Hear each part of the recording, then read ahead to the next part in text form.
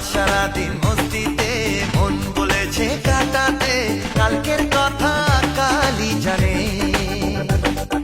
দুদিনের এই জীবনে ভাবনা কিছুই নেই মনে।